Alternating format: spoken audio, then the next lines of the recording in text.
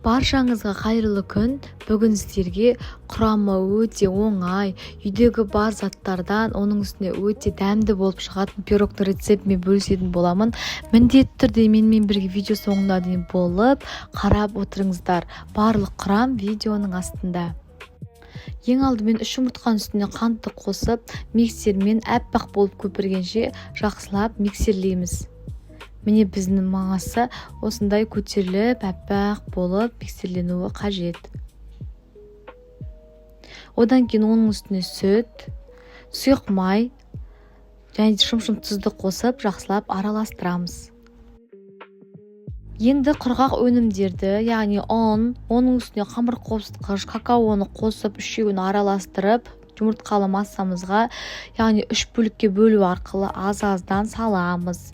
Барлығын жақсылап араластырамыз. Енді ірімшікті салмасын дайындаймыз. Ол үшін ірімшікті өлшеп алдым. Одан кейін қант, 1 жұмыртқа, жүгері крахмалын қосып, барлығын погружной блендермен езіп аламыз. Сол кезде бізде сұйық масса пайда болады.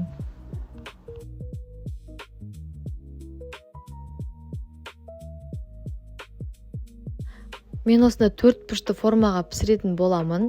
Астына пергамент қағазын төсеп, қамырды құямыз.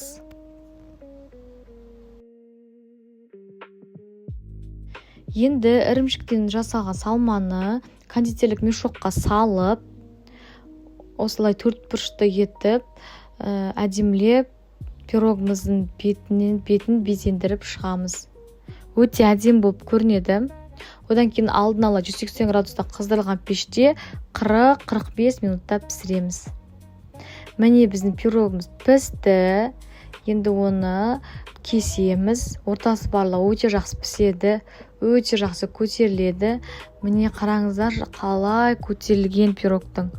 Осы рецептпен жасап көріңіздерші, өте дәмді болады. Менімен бірге видео соңына дейін болғандарыңызға рахмет. Әлі де көптеген оңай рецепттер болады. Сондықтан да менің каналыма тіркелуді ұмытпаңыздар.